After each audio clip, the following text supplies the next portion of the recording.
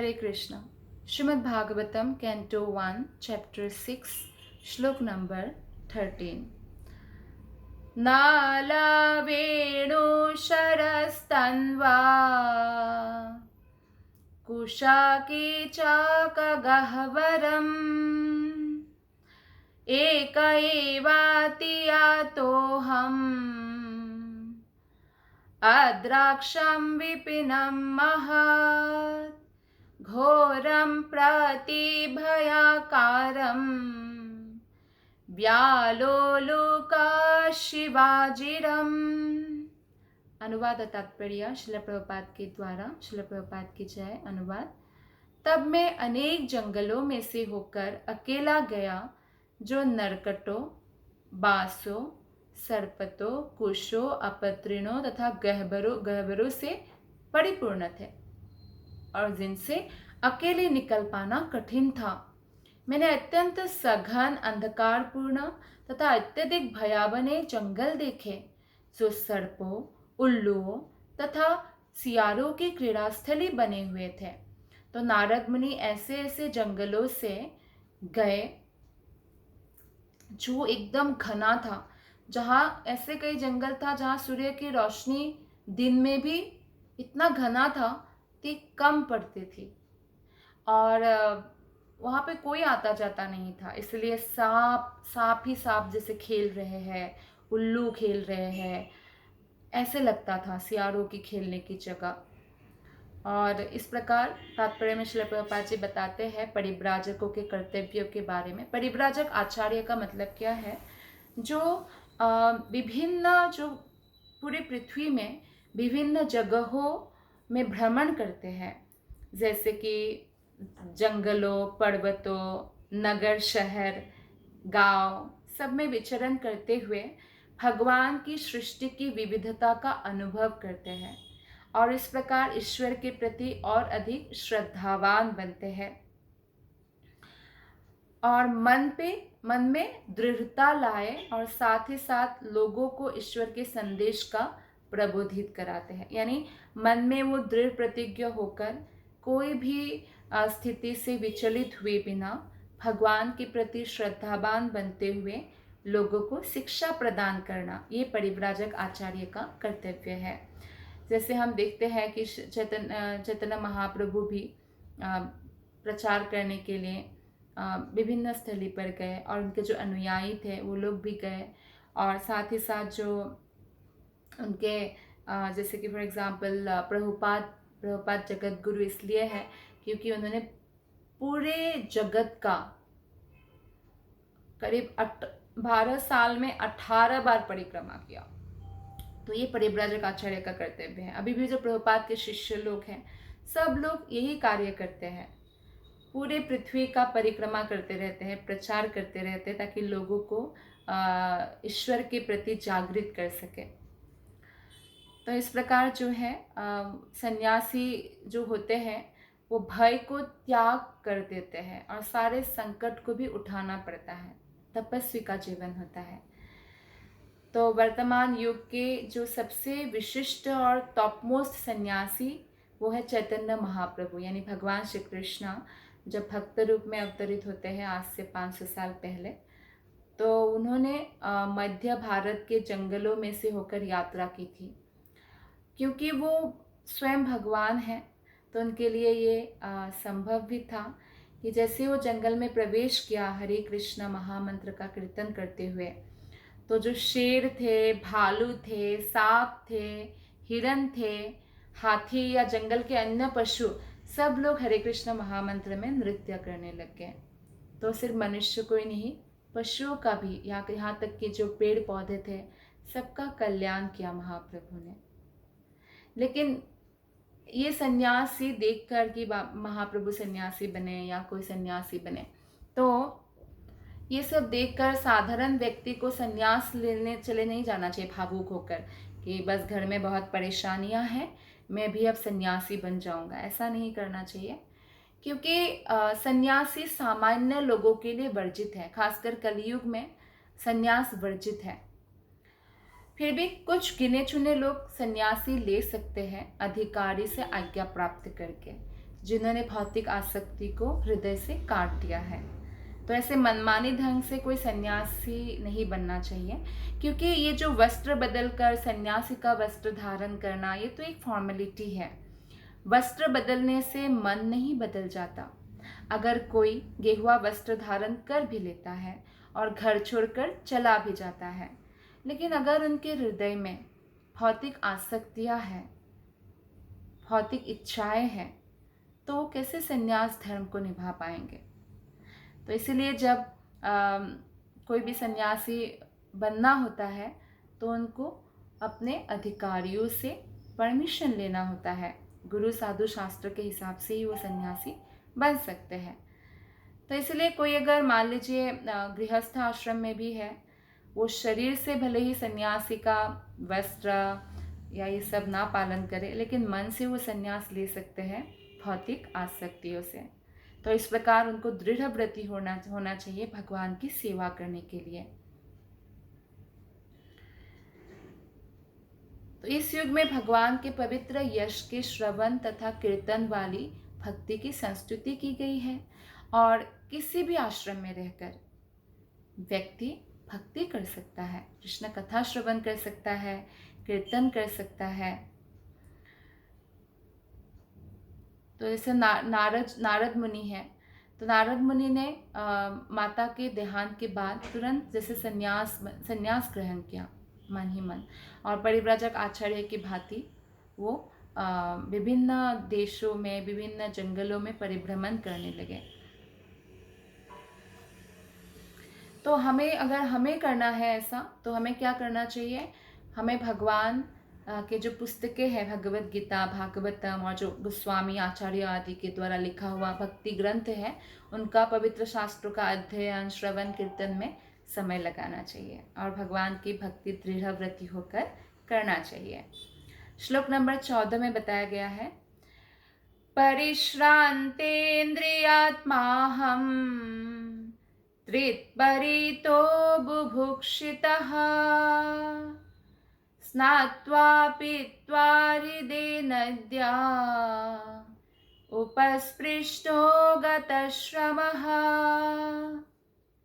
इस प्रकार विचरण करते हुए नारद मुनि बोलते हैं कि मैं तन तथा मन से थक गया, क्योंकि इतना वो चल रहे तो शरीर भी थक गया, और प्यास भी लग रहा था, भूख भी लग रही थी।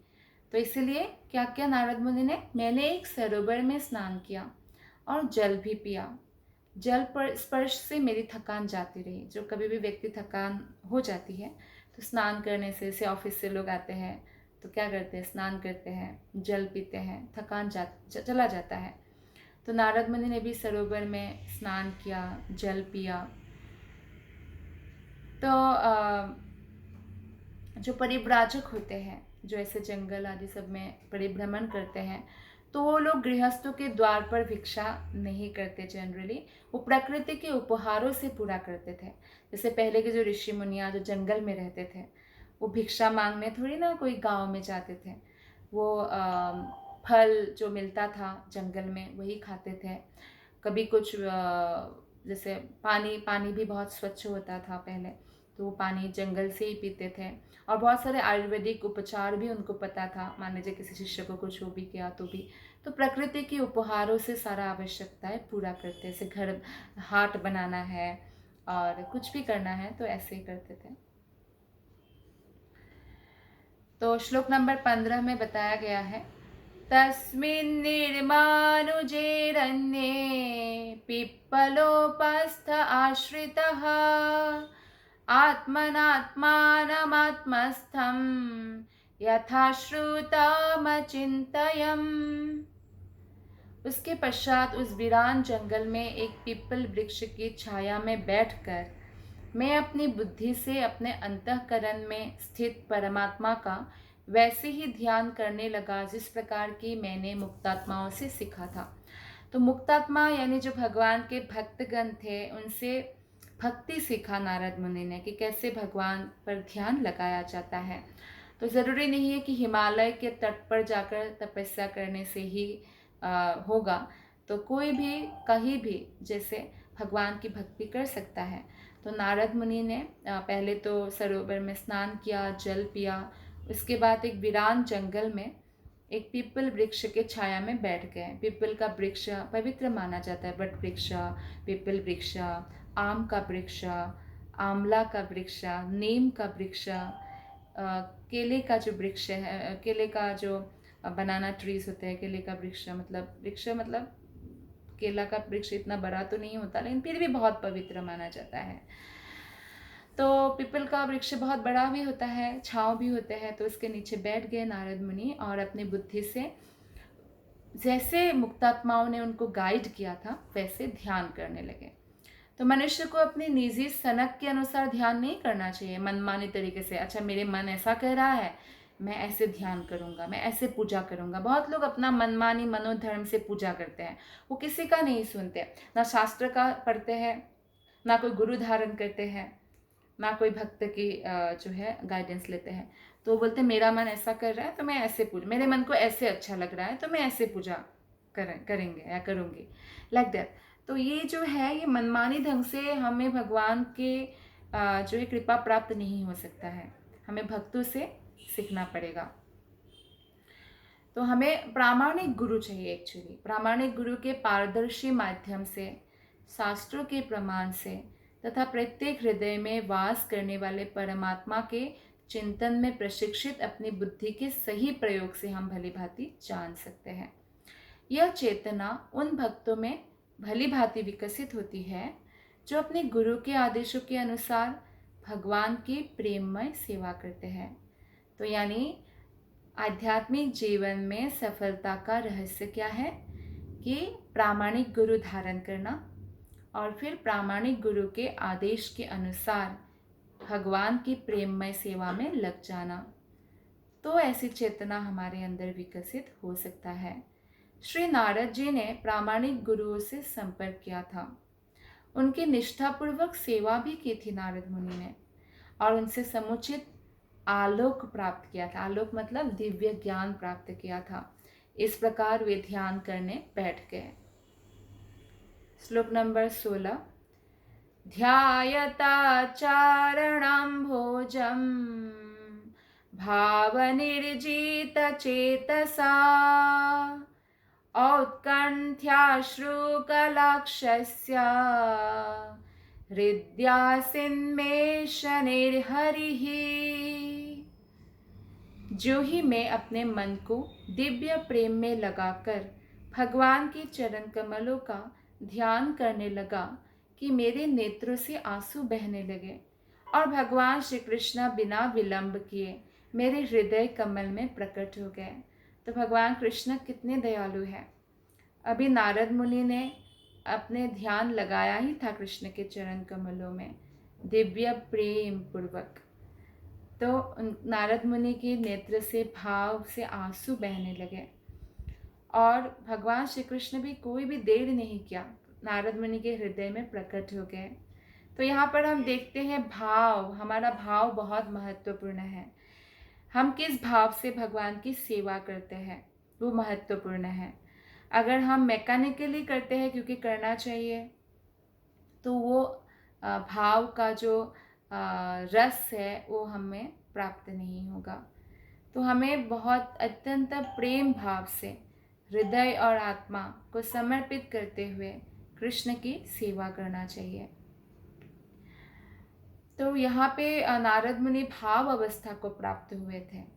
भाव अवस्था को प्राप्त करने के लिए हम एकदम से प्राप्त नहीं कर सकते कि हम सोचे अरे हम भी तो कृष्ण की सेवा कर रहे थे तो हमें रोना आ गया, अश्रुपात करने लग गए, हृदय में बहुत अनुभव हुआ प्रेम, तो हमने भी शायद वो अवस्था प्राप्त किया। नहीं, ऐसा नहीं है। ये कभी कभी हो सकता है भक्तों के साथ, लेकिन नारद मुनि भाव अवस्था को प्राप्त किया था। तो ये भाव अवस्था को प्राप्त करने के लिए पहले हमें श्रद्धा होती है, तो हम साधु संग करते हैं। साधु संग करते हैं तो भजन क्रिया शुरू होता है।